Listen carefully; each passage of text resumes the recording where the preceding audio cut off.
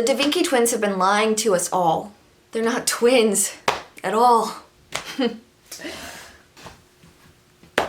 We're triplets. But my brothers have recently come under fire, not for leaving me out of the picture, but from stealing content from another creator named Marie Pax on TikTok. But before we get into what my brothers did, and the psychology of why, let's talk about who my brothers, the Da Vinki twins, or the Voros twins, were before the Da Vinki fame got to them. And before they failed me, and also all of us. So you probably know my brothers from their famous Da Vinki TikTok or some of their other silly little goofs and gaffs. But did you know that they were professional wrestlers for 6 years? Because I definitely did not. I mean, I did. Because I did not know that they were professional wrestlers. And how did I find this out? By doing what no other soul here is brave enough to do and scrolling all the way to the bottom of their TikTok. Because I'm not a commentary YouTuber, no, I'm a historian. So there I was, lying in my bed, dying Android phone in one hand, and dying Android phone also in the other hand, and I began to scroll. Deep into the trenches, TikTok did the worst thing it could do, and it kicked me out. And then I filmed my first crash out in vertical video for some reason. Are you? But that would not deter me. I began to scroll again until I clicked on a video purely to find out what time in the Da Vinki history we were, and for no other reason at all. And then TikTok kicked me back to my For You page for a second time. And I filmed a second crash out in vertical video even though I filmed YouTube videos before.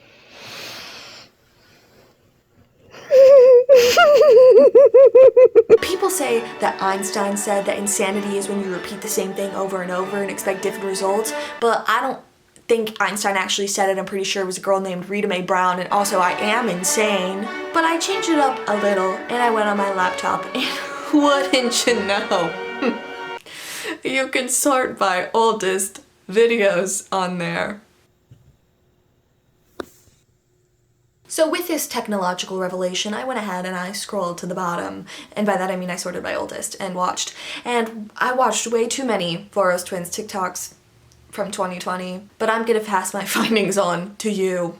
The Voros twins started making videos in late March, early April of 2020, and this was clearly due to a lack of what I would learn would be wrestling events due to the COVID pandemic and them kind of shifting their focus and they couldn't wrestle it up. They hit 100 followers pretty earlier into their career, around the 2nd of April, and they were pretty consistent about making videos back then, which, you know, good on them for that, kind of. And at the time, they were making a mix of twin videos, wrestling videos, TikTok trends, comedy videos, and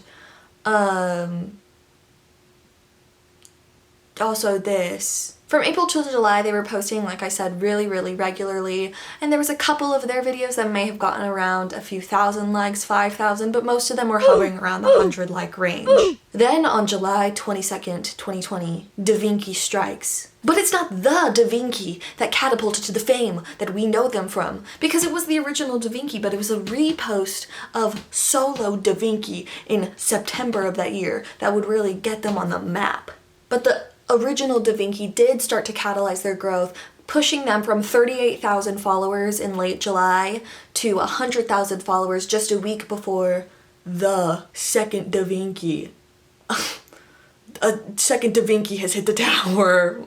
I'm not monetized or anything close to it on YouTube, so I can keep that in, it'll be fine. At this point, I stopped my deep dive because really I just wanted the pre-Da Vinki Da Vinkis. But I was looking on Social Blade to see what the kind of trend of their growth was, and there was a really big spike in followers in March of 2022, which I assume are from these videos where there's music and then their oven explodes. Another thing to note about the trend in their videos is every time they hit a big milestone, they would almost always accompany it with a wrestling video. But oftentimes these videos of them wrestling did not accumulate nearly as many likes as the videos of them doing twin things or trying to be comedic. So after the second coming of Vinki, we could see a radical shift in their content away from wrestling, which was what I imagine they first wanted their channel and videos to be about, to more comedic content, which is what we're used to seeing from them now. So we looked over the first few years of their career, but when did the Vinki twins start stealing content?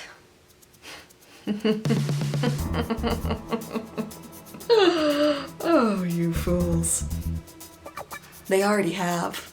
Marie Pax is a content creator on TikTok and Instagram with around 100,000 followers on TikTok and 47,000 on Instagram, who has accused the Vinki twins of stealing her content and provided some pretty damning evidence. In this video that she posted on both her TikTok and her Instagram, which I will link below so that you guys can watch the entire thing, she reveals that the Voros twins not only stole 3 of her videos this year, they stole her videos way back in January of 2022. In her video, she includes a screenshot of her reaching out to them in their original apology of 2022, which talks a lot about them being Canadian and how they didn't earn money from TikTok, so it's fine, so can we be friends?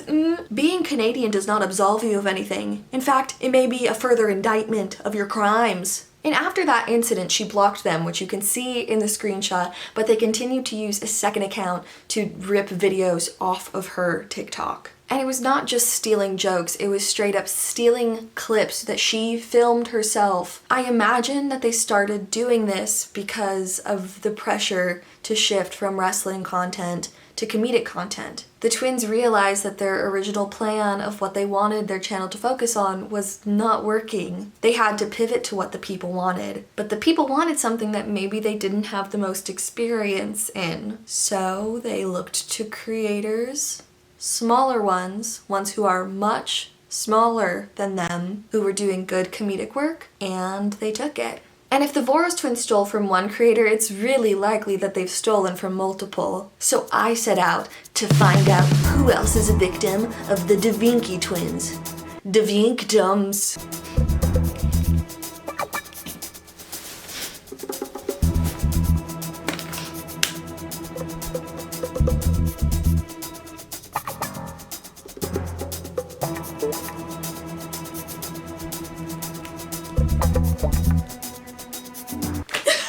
To use Google. Lucky for me and lucky for you, because you don't want to see me do detective work.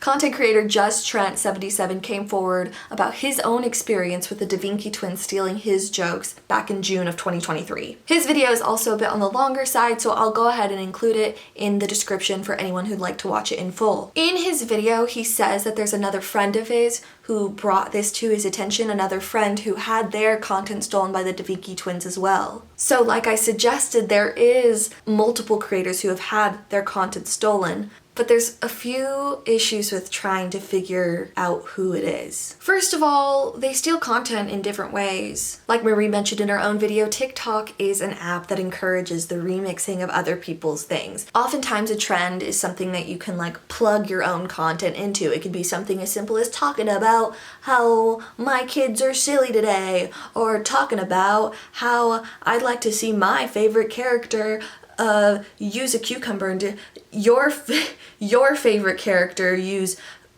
different. So it's a slippery slope of seeing what's a trend and what is someone lifting a joke, or what is someone just straight up stealing someone's video like they did with Marie. And how do you find that out? Do you go through and reverse image search every single one of the videos to find something odd that pops out? That'd be kind of impossible. So you really rely on the fan base of the original creator to notice and call out when a larger creator steals some content. And that brings me to the biggest problem, which is the size difference. And usually I don't have a problem with size difference. But it is a problem in this case. The difference in size between the Voros twins following and the followings of the content creators they're stealing from is just massive. And let's quickly throw it back to 8th grade English with the rhetorical triangle.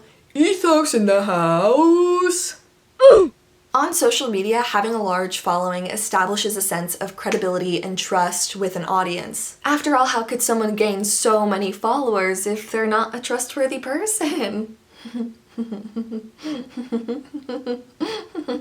Because of this, It's incredibly intimidating for a smaller creator to try and stand up for themselves with someone who has millions of followers. Standing up for their own creativity and content in this case means potentially losing hundreds of thousands of audience members. And I just need to point out again how sneaky it is to steal from content creators who literally are 2.5% the size of your audience base. Like 2.5% the size. That's not even stealing candy from a baby. That's stealing candy from a baby that's still in utero.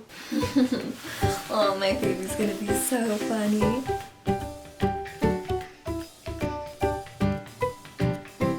Oh my god! Are you one of the Vinki twins? Oh my god, the Vinki! I absolutely love your twins! My baby. What did you do with my baby? You said your baby was gonna be funny. Your baby's mine now. Don't cry. Your baby's gonna help make me TikTok famous. No, I'm crying. Because I can't believe that Mpreg is real. What?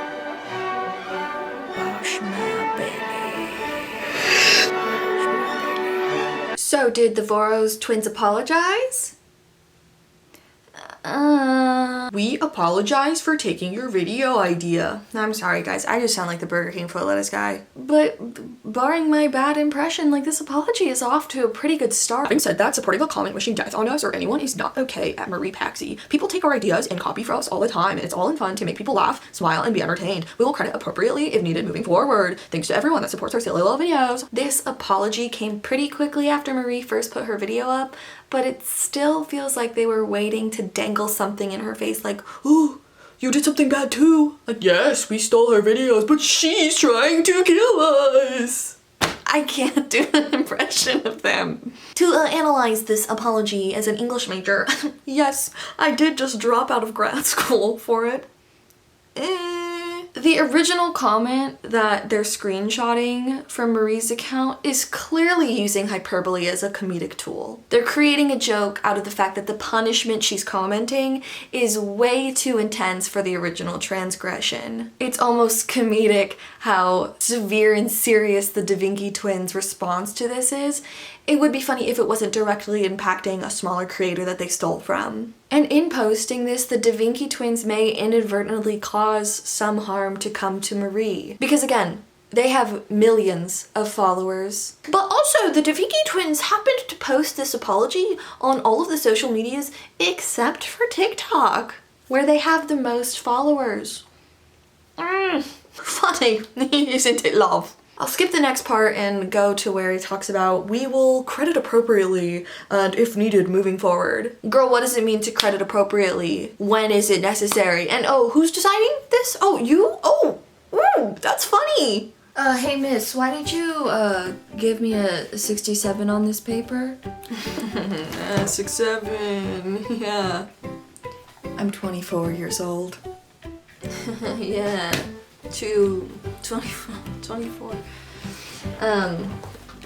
Yeah, well, you got that grade because you didn't cite your sources properly. For example, you say that someone once said that insanity was doing the same thing over and over, but you didn't say who. What's your source? I don't need to say who said it, everybody knows it was Einstein. You also included the entire script to the B movie and did not state anywhere that it is the B movie.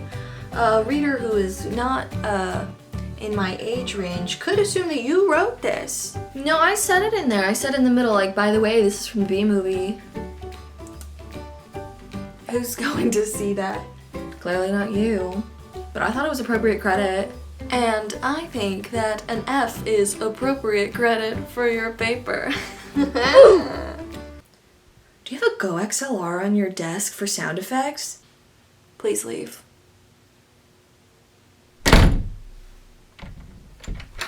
What the dog doing? Now back to the part of the apology I skipped. They're making a blanket statement about people stealing their content, which in likelihood is true. It is common for larger influencers to have their content ripped off by accounts that are just reposting a bunch of popular videos, but they're making this claim without providing any sort of evidence for us. They just expect us to trust them. Why? The rhetorical triangle. And we're bringing another point of the rhetorical triangle in. Let's introduce pathos to the team. Pathos. Emotion. They are saying that the people who are stealing their videos are doing it all in good fun, for laughter, for entertaining people. And then they end by saying, we're just making silly little videos, thanks for supporting them. It's just not true. They're not just making silly little videos. They are running a business. They are trying to maintain a brand. They are trying to make money. Even if they don't make their money off of TikTok, TikTok brings in people who will go to the other avenues through which they make revenue. And their persona as these ditzy, maybe slightly dumb, kind of naive and joyful twins makes their fans forget that these are adults who are actively making decisions to steal other people's content. And I don't think that the Voros twins cultivated this image as a way to purposely soften the blow of anything bad that they do in the future, but I do think it's a happy coincidence for them because it's doing exactly that. Why would we blame them? They're so fun, they're silly, they didn't do anything wrong. It's not like they, I don't know. I'm not gonna continue that sentence with a crime that's worse. I'm not gonna continue it. But like, how do you know that's what they're like off camera? How do you know that they're not on some like American Psycho shit? I haven't actually seen American Psycho, so I'm not exactly sure what we would do. Do you want to go steal some content on TikTok? Yeah! So why am I even talking about this? As some commenter said under their apology, this is nothing burger drama. Wrong! This burger is full and juicy like my butt, and it's drenched in ketchup and full of pickles like my butt. Idea and content theft are not a new phenomenon. It's probably been going on since ideas and content have been a thing, which forever, I think. But it is a phenomenon that's been increasingly prevalent in an online world, and especially one where AI is on the rise, which is something that the Vinki twins are vocally against.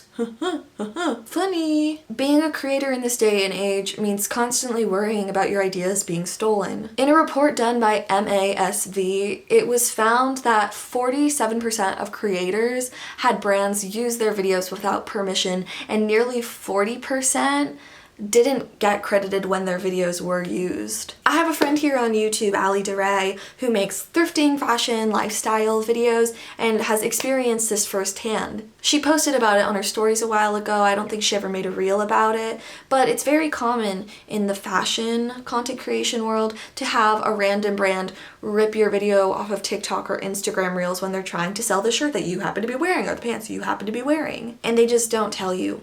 And they definitely don't pay you.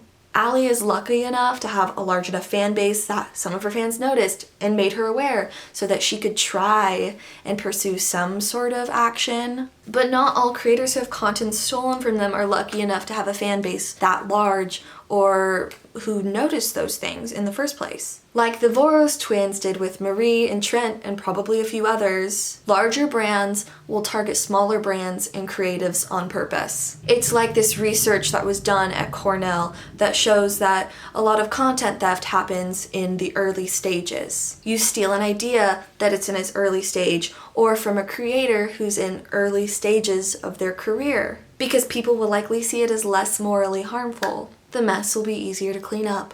The Voros twins' behavior is just contributing to an unhealthy creative community and marketplace. Creators already have to worry about having their content stolen by these like corporate entities and even places in traditional media like SNL, who has had allegations of stealing online content in the past. So why should we have to worry about our fellow creators stealing content from us? If the Voros twins really wanted to uphold their message of just making these silly little videos and making people laugh and be entertained, you know, what they would do is they would repost videos from smaller creators that they found funny or inspiring and use their large following to bolster these people who are trying to make it in the same industry. But they won't do that.